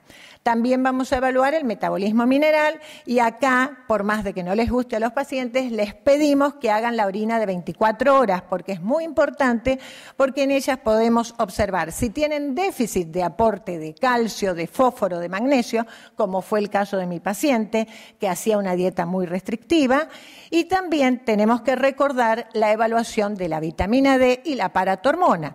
Y la paratormona es fundamental porque es una hormona fosfatúrica y si el paciente está recibiendo recibiendo tratamiento con tenofovir y tiene PTH alta, no hay que implicar al tenofovir esa pérdida de fósforo hasta no tener corregida la paratormona, que lo vemos con mucha frecuencia. ¿Qué pasa con los antirretrovirales y la masa ósea? O sea, el virus ya vimos que afecta la masa ósea aumentando la resorción, pero los antirretrovirales también. Acabamos de hablar de lo que hace el tenofovir, el doctor nos explicó qué es lo que pasaba con los túbulos renales y estas drogas, cuando el paciente empieza, pueden determinar una pérdida del 2 al 6% de la masa ósea por año. Pero también no todo es malo porque al bajar la inflamación, al controlar la enfermedad, los pacientes pueden mejorar la masa ósea e inclusive el varón que estaba hipogonádico por la enfermedad sistémica puede recuperar los valores de testosterona y mejorar. Perdón, me fui por las ramas. Estaba hablando que aparte del virus pueden ejercer efectos adversos los mismos antirretrovirales porque actúan directamente sobre las células, que es lo que la diapositiva mostraba. El fenómeno inflamatorio, como ya se repitió, que es el HIV, estimula también directamente la resorción ósea de la misma manera que los factores relacionados con la obesidad. Y fíjense ustedes qué es lo que pasa, no solamente afecta al varón, sino también afecta a la mujer. Este es un trabajo hecho con mujeres menopáusicas, con HIV, controladas con mujeres que no tenían HIV. Y fíjense la gráfica negra, estas mujeres tenían menor T-score en la columna, en el fémur total, y cuando se evaluaba, que se los puse en rojo, el cetelopéptido, el beta-crosslab, como marcador de resorción, fíjense que la mujer con HIV, todas eran menopáusicas jóvenes, tenía 0,66, en general el límite máximo es 0,55, 0,57, mientras que la mujer menopáusica también, que no tenía HIV, tenía un valor dentro del rango normal. Es decir, tienen menos densidad mineral y con un remodelado óseo alto que trae aparejado una mayor pérdida ósea. Entonces, si nosotros tenemos el paciente evaluado, ¿qué vamos a hacer? Vamos a pensar en qué tratamiento le vamos a ofrecer. En primer lugar, como para todas las cosas, medidas de prevención general, que hay que aumentar la ingesta de calcio, preferimos la ingesta de lácteos y derivados, y en este aspecto en nuestro sector del hospital, vamos en contra de la publicidad no científica de muy bajo impacto que tira al piso los lácteos. Para nosotros, la principal fuente de administración son los lácteos y derivados, y en eso soy contundente. Hay que reducir la ingesta de sal. ¿Por qué? Porque en el túbulo contorneado proximal la reabsorción del calcio es sodio dependiente. Si comen con mucha sal, van a eliminar mucho calcio a través de la orina. Hay que optimizar la actividad física. La actividad física tiene que ser aeróbica y cargando el peso, porque eso es un estímulo para la formación ósea, porque hace que baje una sustancia llamada esclerostina que inhibe la formación ósea y que es la que aumenta cuando los pacientes están en reposo. Hay que exponerse al sol dentro de lo posible, aunque sea 3 veces por semana, 10 minutos, brazos y piernas para generar la vitamina D. En nuestra ciudad los valores promedios en verano de vitamina D son de 24 nanogramos por mililitros y en el invierno es 16, o sea que todos estamos por debajo de los valores deseados y les cuento a los que trabajamos todo el día bajo la luz artificial. Los residentes de nuestro hospital han llegado a tener 5 nanogramos por mililitro. Y hay que buscarles y tratar de detectar, hay que exponerse al sol. Y les cuento, no sé si habrá alguien de Corrientes, que en Corrientes y en Tucumán, zonas de mucha radiación solar, la vitamina D es más baja. Y es más baja en las clases sociales bajas. ¿Por qué? Porque las clases sociales altas juegan al tenis y van a jugar al golf. En las clases sociales bajas, por ahí en Corrientes, se sientan debajo del árbol a tomar mate. Entonces, la vitamina D tenemos que tener valores por encima de 30 y para eso, si tenemos que administrar, tenemos que pensar entre 800 a 100 unidades internacionales por día. Si tenemos que elegir tratamientos farmacológicos, tenemos 2 grandes grupos de drogas, uno anticatabólicos, dije que el catabolismo, ya termino, el catabolismo óseo está muy acentuado y entonces las drogas de elección van a ser los bifosfonatos. ¿Qué hacen los bifosfonatos? Bajan el remodelado, como puse acá en la gráfica, aumentan la densitometría y le bajan el riesgo de fractura a los pacientes. Está demostrado que estos bifosfonatos pueden usarse por vía endovenosa, mejoran la densidad mineral, como está mostrado con el ácido zoledrónico, una vez por año, o pueden darse administraciones orales que también mejoran la densidad mineral, como es el alendronato. ¿Cuáles son las recomendaciones que dicen las guías que tenemos que hacer con los pacientes que tienen HIV y evaluarles el compromiso óseo? Antes que nada, como siempre, buena historia clínica y evaluar la edad. Vamos a ver, si el paciente no tiene factores de riesgo y es joven, ahora vemos cómo seguimos, menos de 40 años, si tiene entre 40 y 50 años, o si es una mujer menopáusica o un varón después de los 50 años. Si el paciente tiene historia de riesgo, o sea, si ha tenido fracturas, si está consumiendo corticoides, ese paciente va a tener otra vía, perdón, me fui demasiado rápido, ahí está, perdón. Entonces, si era joven, menos de 40 años, sano, se terminó todo, no hay que hacerle screening de enfermedad ósea. Si tiene entre 40 y 50 años, a ese paciente, ¿qué vamos a hacer? Le vamos a hacer el estudio FRAX para no hacerlo gastar con una densitometría. Si ahí vamos a sacar el riesgo, si tiene menos del 20% en la columna, en el factores de riesgo de fracturas mayores, vamos a volver a controlarlo dentro de 2 o 3 años. Si tiene más del 20% por FRAX para fracturas mayores o más del 3% de cadera, lo vamos a mandar a hacer una densitometría. Los pacientes que tengan riesgo intermedio se van a someter a una vida sana normal y los vamos a volver a controlar dentro de 2 o 3 años. Si tiene osteoporosis por densitometría, a esos pacientes, estoy resumiendo la guía, a esos pacientes los vamos a poner en tratamiento y vamos a elegir la droga que comenté recién como droga de elección, un bifosfonato, y ahí decidiremos si por vía endovenosa o por vía oral. Rápidamente voy a hablar de la función gonadal. Sabemos todos, esto es gonadal masculina, sabemos todos que la producción de testosterona está a cargo de las células de Leydig, del testículo, y que está regulada por las gonadotrofinas, especialmente por la LH, mientras que la FSH se encarga de la producción de espermatozoides y, como todas las hormonas, tienen una regulación negativa. ¿Qué pasa cuándo vamos a sospechar que hay una disfunción gonadal en el varón? En la mujer es fácil por el cese de la función menstrual. Pero en el varón, en general, son varones que se presentan con pérdida de peso, están asténicos, se sienten deprimidos, tienen pérdida de la masa muscular y cuando es muy avanzado y de larga evolución, va perdiendo vello. Y una forma muy práctica de preguntarle es la frecuencia de rasurado. Muchas veces los pacientes dicen, no, ahora me rasuro cada 2 o 3 días. O sea, hay algo que está estimulando el menor, o falta lo que estimula el crecimiento del vello. Entonces, en los primeros años de evaluación de la función gonadal, hasta el 50% de los varones jóvenes eran hipogonádicos. Hoy ese porcentaje ha disminuido, que tiene que ver con el tratamiento más precoz.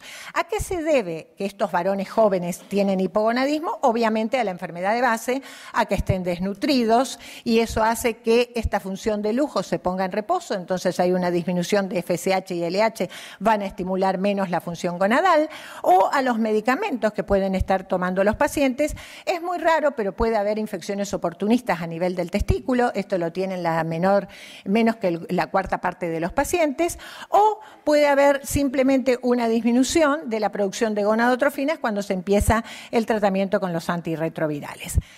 Todo estado inflamatorio puede repercutir sobre los testículos, disminuyendo la producción de testosterona. Tanto la interleuquina 1 como el factor de necrosis tumoral producen esta situación. Y hay que tener presente que varones de más de 45 años, con HIV, hasta un 16% pueden tener aumento de la FSH. ¿Y eso qué indica? Que ya el testículo está produciendo menos testosterona. Y estoy hablando de varones de 45 años. Esto ya pone de manifiesto cómo vamos a evaluar a estos pacientes con las 2 hormonas. Es muy frecuente ese compromiso hipotalámico hipófiso gonadal. ¿Por qué? Por algunos medicamentos que los pacientes pueden estar recibiendo por otra cosa, como es, por ejemplo, el ketoconazol, o algunos porque están muy bajos en su apetito, reciben megestrol, o hay pacientes que pueden tener hiperprolactinemia, entonces en el examen físico hay que revisar las mamas del varón, palparlas, porque puede haber lipomastia en el varón que tiene sobrepeso, pero se puede palpar perfectamente el botón mamario y eso es ginecomastia y entonces hay que mandarlos a evaluar y pedirles una prolactina, porque la prolactina, o derivarlos al endocrinólogo, porque la prolactina puede disminuir la producción de gonadotrofinas. Entonces, ¿cómo vamos a evaluar a estos pacientes que se quejan de que están perdiendo masa muscular?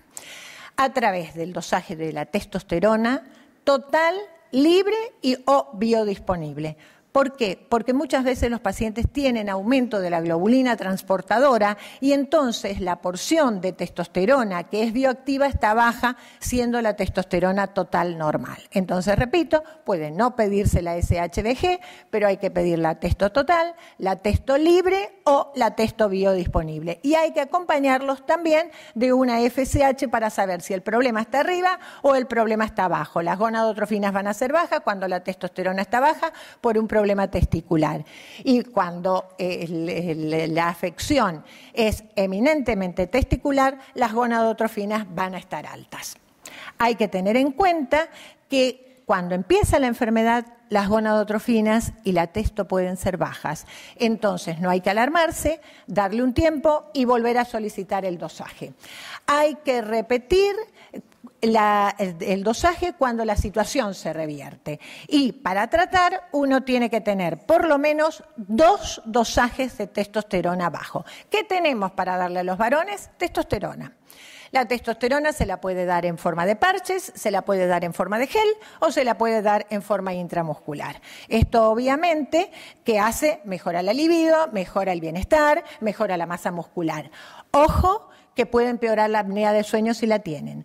Hay que vigilar los glóbulos rojos porque produce eritrocitosis y produce atrofia testicular. Entonces hay que tener en cuenta, como decía un paciente, estoy recibiendo testo pero ahora quiero ser padre. Es imposible, es como un anticonceptivo para la mujer. Y por otra parte hay que vigilar la próstata porque el aumento de testosterona puede dar riesgo de cáncer de próstata. Entonces jamás hacer la administración de testosterona sin tener ecografía prostática y tener el dosaje de PSA. ¿Cuándo lo vamos a controlar? Al cabo de 3 a 6 meses de haberle empezado la medicación. ¿Cómo lo vamos a controlar? Pidiéndole un dosaje de testosterona para ver a qué valores llegamos y si hicimos una medicación intramuscular, cuánto tiempo va a durar el efecto de esa medicación. ¿Qué otra cosa vamos a controlar? El PSA, como ya dije, para ver la curva a lo largo del tiempo y también los glóbulos rojos. Y para concluir, y perdón por la extensión del tiempo, tenemos que decir que la osteopenia y osteoporosis son muy frecuentes en estos pacientes, que son comunes las causas tradicionales, que hay que descartar causas secundarias, que hay que evaluar el riesgo de fractura, si el FRAX da alto hay que mandarlos a hacer una densitometría, hay que cambiar el hábito y hacer vidas saludables y que si encontramos al paciente con osteoporosis tenemos que pensar en bifosfonatos como primera línea de tratamiento. Hay que evaluar el estado gonadal y sobre todo en los pacientes que tienen osteoporosis. Hay que tener 2 determinaciones de testo baja alejados del estado de enfermedad general antes de empezar el tratamiento y no olvidarse de medir el dosaje de PSA antes de empezar y hacer los controles con el hemograma y la PSA en el seguimiento.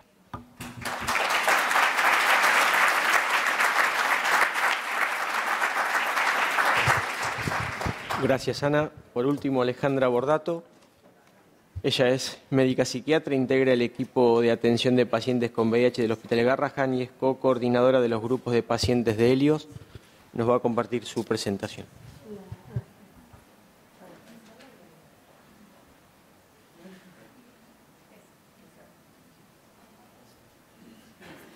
Del micrófono, si puedo, pues es más peticita. Bueno, me costó mucho preparar la presentación porque, bueno, desde la psiquiatría pasamos a otro capítulo totalmente diferente, porque si bien sabemos que la medicina debe integrar al sujeto en todas sus dimensiones, la psiquiatría tiene la obligación de hacerlo. Y si no lo hacemos, no estamos tratando al paciente con toda su complejidad. Yo hace muchos años que trabajo en VIH en el Hospital Garrahan y en Helios, y tengo la suerte de tener las dos especialidades. Soy psiquiatra infantil y también soy especialista en adultos. Y eso me ha ayudado mucho, sobre todo en el hospital, que atiendo niños, pero que vienen traídos por sus padres, que son pacientes en equipos de adultos. Entonces, sí o sí, en el hospital de pediatría tuve que poder manejarme con la complejidad que es atender a un paciente VIH que trae a su hijo y que tiene que sufrir todas las vicisitudes de una vida medicalizada, en general toda la familia, ¿no? Entonces, sí que el VIH impacta en las personas, ¿no? Las funciones de un interconsultor de salud mental son poder detectar tempranamente esos trastornos psiquiátricos y o alteraciones emocionales en personas que están infectadas, en este caso con el VIH. Poder realizar un diagnóstico diferencial de las enfermedades psicológicas que se presentan con síntomas somáticos. Esto es muy complejo, porque son pacientes que por ahí presentan, por ejemplo, insomnio y están con efavirenz, pero quizás el insomnio no tenga que ver con el efavirenz. Y es muy difícil de buscarle la vuelta. Implica a veces muchas evaluaciones y sobre todo mucha conversación con el especialista de infectología, ¿no? Así como dolores en el cuerpo, como desmayos y como otras cuestiones que le van pasando, ¿no? Hay que promover también el afrontamiento y la adherencia a los tratamientos y brindar herramientas para que permitan la elaboración de la enfermedad. A veces la elaboración no sucede nunca, o la aceptación de la enfermedad no sucede nunca, y nosotros nos manejamos a veces con la ilusión o la fantasía de que todo lo que hemos explicado es suficiente, y el paciente comprende y entiende y está en función de eso. Pero los pacientes están atravesados por múltiples circunstancias y también creemos que somos muy sencillos en la forma de hablar, y cuando vamos a repasar con ellos qué le ha dicho el médico, la verdad que no han comprendido prácticamente nada, ¿no? Y no es que el médico no sepa o no haya querido explicarle, ¿no? Hay que sostener también al paciente para poder sobrellevar la enfermedad y el tratamiento, y también priorizar una adecuada relación médico-paciente y trabajar con las dificultades en la comunicación.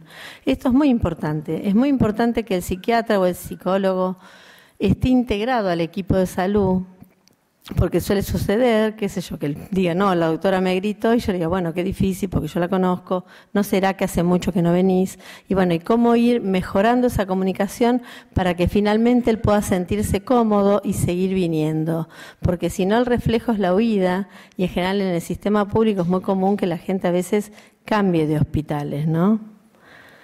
¿Qué tenemos que tener nosotros? Los profesionales que nos dedicamos a trabajar con pacientes con enfermedades crónicas, ¿no? Tenemos que tener paciencia, que ya lo dijo en la charla anterior el doctor de Barcelona, ¿no? Que la paciencia a veces nos acompaña, a veces la perdemos, pero bueno, son pacientes que nos ponen a prueba. Explicamos, hablamos, repasamos estilos de vida, y bueno, y ellos también a veces nos van a decir su verdad, y entonces decimos, bueno, el paciente nos miente. En realidad el paciente se miente y muestra a veces una fachada o lo que él quisiera hacer, ¿no? Pasó una vez que en una encuesta que hacíamos en el hospital les preguntábamos antecedentes penales, y la becaria que estaba conmigo me dijo, ningún chico tiene un padre con antecedentes penales. Yo, que los conocí hace bastante, sabía que muchos habían estado en situación de detención o todavía estaban presos. Lo que pasa es que la gente salvaguarda sus dificultades y trata de mostrarse lo mejor que puede.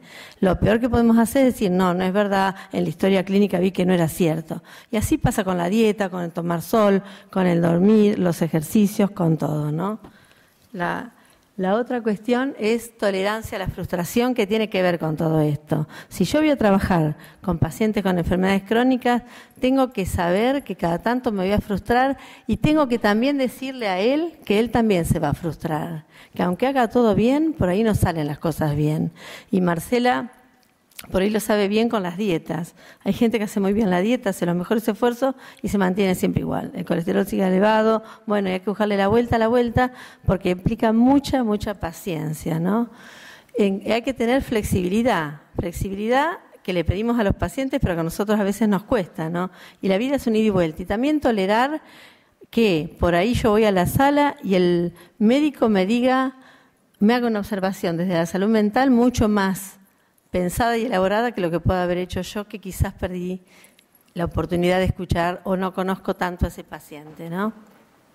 Hay que tener un lenguaje claro y sencillo, porque sabemos que los pacientes saben. A mí me pasa mucho cuando yo a los chicos les explicaba lo que era la carga viral y los CD4 con dibujitos en el hospital, yo solía hacer muchos gráficos, dibujos, encontraba que los padres decían, ¿qué es el HIV?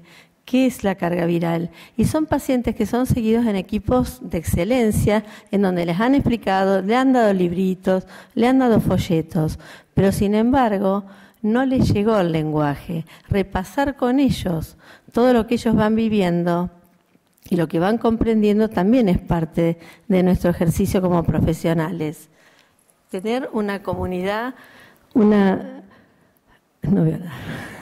capacidad de trabajo en equipo, tener una buena capacidad de trabajo en equipo, que eso se logra y es muy esforzada, a veces te cae, a veces los equipos se desintegran y a veces hay que volverlos a armar. Cuando tenemos en el VIH, que es una enfermedad crónica de alto impacto emocional, porque tenemos diferentes momentos. El momento del diagnóstico, que es un momento que para los pacientes está clavado a fuego. Yo hace más de 10 años que hago el grupo de pacientes adultos en Helios y siempre que llega uno nuevo, llorando porque le dieron el diagnóstico, los otros que hace ya 30 años conviven con el virus, vuelven a llorar y vuelven a contar la misma historia, cómo se los dijeron, y queda mucho más grabado cuando fue de mal modo, o cuando por lo menos ellos no se sintieron entendidos o comprendidos, ¿no? ¿Cómo comunicar ellos el diagnóstico a otros? Esto no es nada sencillo. Cuando alguien le dice que tiene VIH, va a implicar qué le digo a mi familia, qué le digo a mi esposo, qué le digo a la maestra, a un montón de personas que forman parte de su vida. Disculpen, ¿eh? Esto también va a estar implicado en cómo el paciente se va a ir adaptando al tratamiento y los cuidados. Y la adaptación se va a ir dando, por eso lo puse con 3 círculos, simultáneamente, y por momentos va a estar adaptado y por momentos no va a estar adaptado. Porque en la vida vamos sufriendo cambios, ¿no? Entonces, nos obliga a un montón de desafíos emocionales. Uno de los desafíos es la adherencia al tratamiento. Adherir al tratamiento no es nada sencillo y nos pasa a todos en la vida cotidiana. A todos nos sobra alguna pastillita de algo que nos han dado en algún momento del tratamiento, de la vida, ¿no? Antibióticos. Y ni hablar acá, que son muchas pastillas. Aceptar una vida medicalizada. Cuanto más expertos nos van viendo, yo me acuerdo de una paciente hace poco tiempo, hace un mes, le digo, bueno, pero ¿cuándo tenés tiempo para salir, para pasear? Y me muestra una agenda completa de consultas, como la mayoría de nuestros pacientes, incluso supongo que los del italiano también vienen de distintos lugares, casi siempre tienen su vida ocupada en una agenda médica. Y sé que es difícil organizar otra cosa, pero eso también tenemos que pensar que influye en los pacientes, ¿no? El manejo de la información, que no siempre está adecuada. Incluso cuando alguien dice, bueno, vas a ir al psiquiatra, hay que acotar por qué los vamos a mandar al psiquiatra y qué esperamos de ese psiquiatra o de ese psicólogo, porque la gente no siempre está dispuesta, lo vive como un fracaso la consulta a psiquiatría, ¿no? La edad avanzada, la menopausia, los cambios hormonales que vienen diciendo, también hacen que en ese momento la persona que por ahí venía con el VIH, llevándolo más o menos bien, tiene como una recaída en la adherencia, en los tratamientos, un cansancio, ¿no? La presencia de conductas de riesgo, que las tenemos que evaluar bastante, porque van apareciendo unas, desaparecen, aparecen otras. En general, las adicciones siempre se pasan a otras adicciones y es muy difícil. Uno piensa, bueno, yo escuchaba dejar el tabaco, la comida, los azúcares, qué sé yo, agregarse una vida sana, agregar actividad física, es mucha actividad, mucho cambio para una persona. Entonces, por ahí sí poder priorizar qué es lo primero que podemos ir cambiando y armar con ellos guías personalizadas de posibles cambios.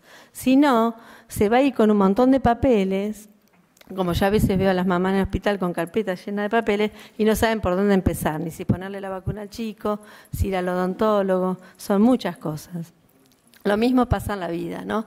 Cómo esa persona vivió los duelos, las pérdidas y las culpas en el transcurso de su vida. El VIH da culpa y uno podría aseverarlo porque en general en los grupos de adultos, en los grupos de adolescentes, en los grupos de madre, uno va escuchando siempre lo mismo porque viene en general ligado a una conducta, algo que yo hizo o que me enamoré de alguien que mi familia no quería, que no era la persona adecuada. Siempre rememora aquel momento. Entonces, eso se va jugando. Si no hubiera ido, si no hubiera ido a ese viaje, todo lo que el paciente se va preguntando. Ni hablar si le transmitió sin querer el VIH a sus hijos, ¿no? Esto genera mucha más culpa y hay que ir trabajándolo permanentemente. También puede aparecer mayor depresión y ideación suicida, que eso lo voy a dar más adelante. El temor al estigma. Es automático que cuando a alguien le dicen que tiene VIH, sabe que tiene una enfermedad que es difícil de contar, ¿no? Y que también, bueno, ahí lo tenemos que ayudar y anticipar con estrategias. A quién contarle, a quién no. ¿Por qué es importante que esté tranquilo con este tema? Yo me acuerdo de una mamá que ella no quería venir al hospital, la nena siempre venía el papá a traerla y yo decía, la mamá era positiva, el papá era negativo, una pareja discordante. Y dice, ella no sale de la casa. Entonces, la nena tenía fobias y no aceptaba la medicación. Lo primero que trabajé es que venga la mamá. Cuando vino la mamá estaba con mucho temor, estaba con ataques de pánico, pero cuando estuvimos hablando, dice, yo cuando la llevo a vacunar no le digo a nadie que es positiva, porque ¿qué va a decir la enfermera del vacunatorio?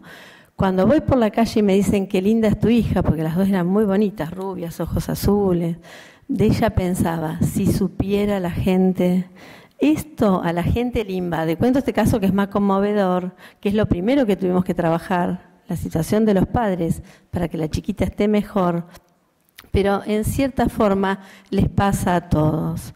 Yo tengo una amiga psicoanalista que rotó conmigo, Silvia Toco, que decía, parece como la mancha de grasa en la camisa de seda impoluta, ¿no? Imaginémonos una fiesta y que de golpe tenemos una mancha, ¿no? Es parecido a lo que sienten a veces los pacientes. A mí me gustó mucho eso que ella pensó, ¿no? Como una descripción de la situación. La otra cuestión es que influye también, como todo se va encadenando, en cómo esto elabora el diagnóstico. Esta misma mamá, después de un tiempo de venir, primero a verme a mí, después lograr que ella haga el tratamiento, automáticamente todas estas cosas, con mucho tiempo, llevaron muchos meses, ayudó a que la familia esté mejor, porque pudieron salir en familia a pasear, por ejemplo, que no era menor, ¿no?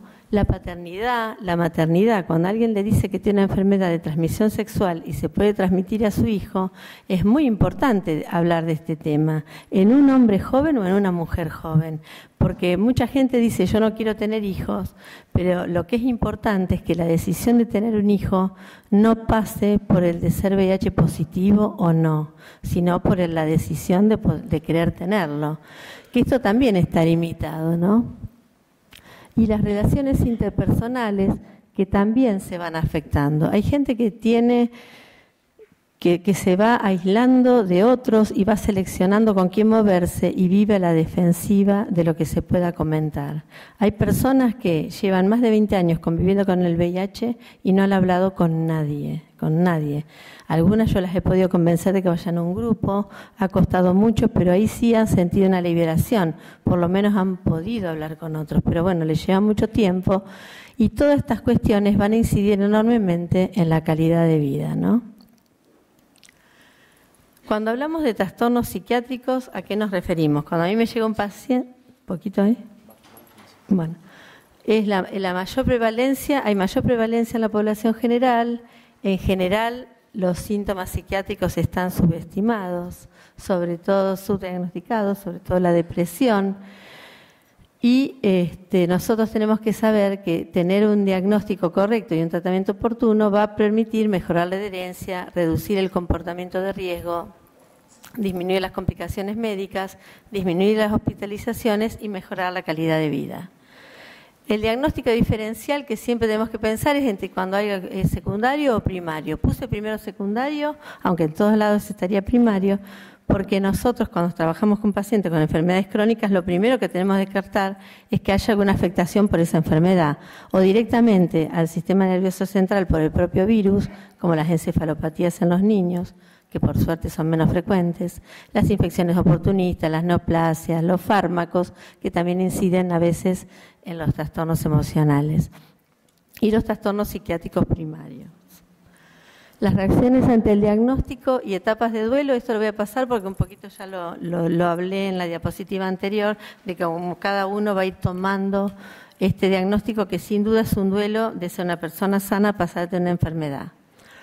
El trastorno de adaptación es cuando este proceso no dio resultado y hay una reacción ante un acontecimiento que produce una reacción de estrés agudo o un cambio de vital muy significativo y sostenido en el tiempo, ¿no? Y le produce sensaciones desagradables. Es importante este diagnóstico porque tomado a tiempo puede ayudar a que el paciente esté mejor y no tenga deterioro social.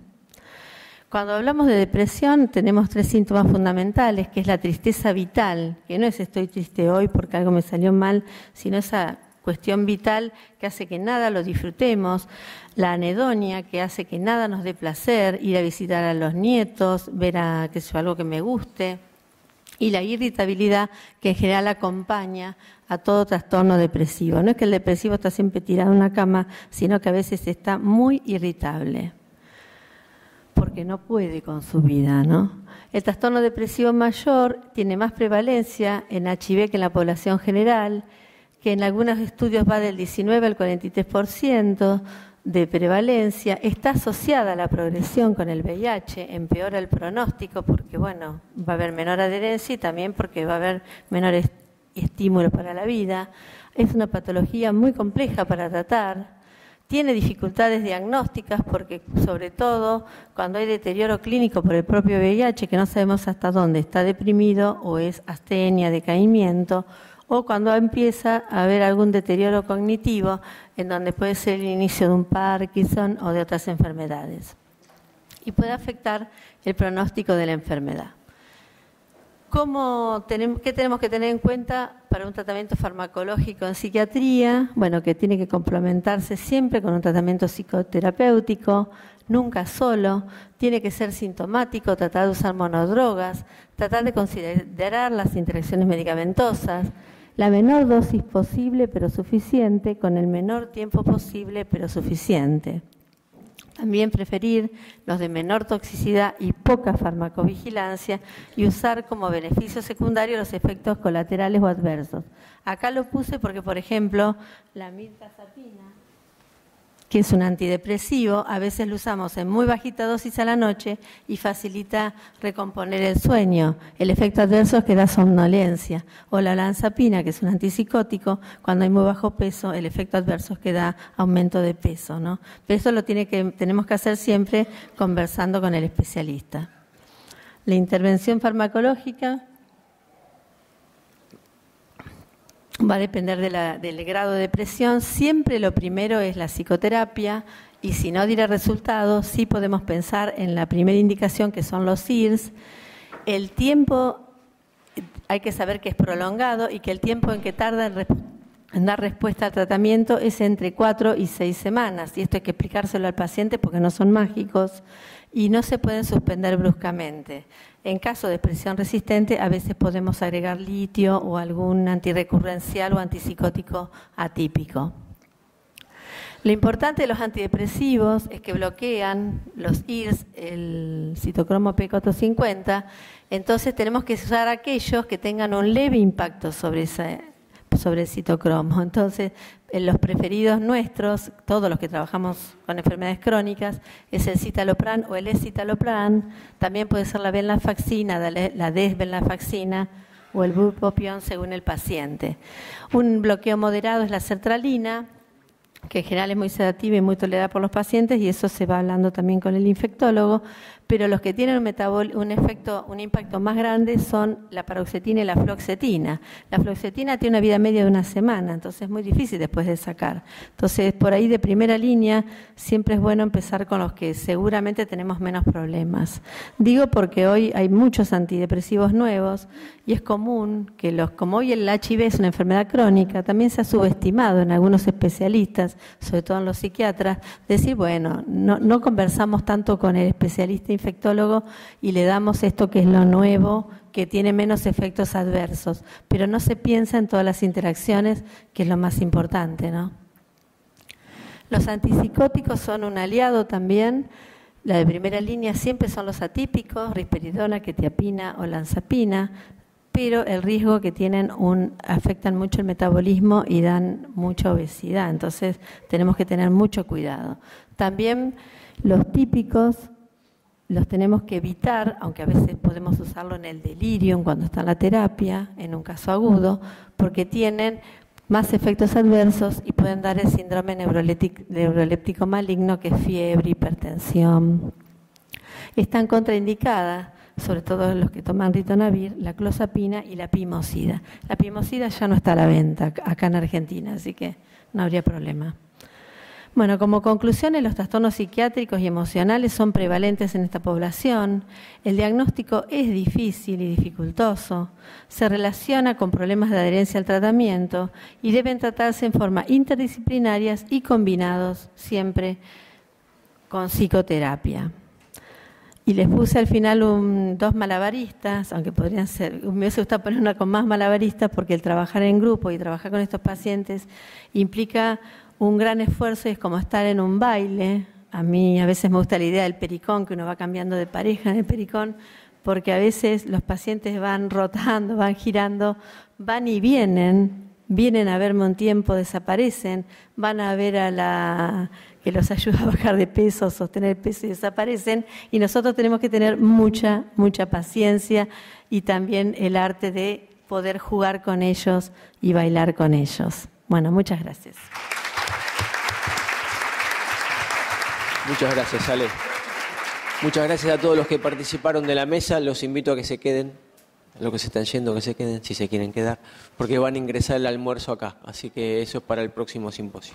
Muchísimas gracias. Los participantes de la mesa, por cuestiones obvias de tiempo, no vamos a dejar que haya preguntas al público, pero estamos todos dispuestos a contestarlas del escalón para abajo. Muchísimas gracias.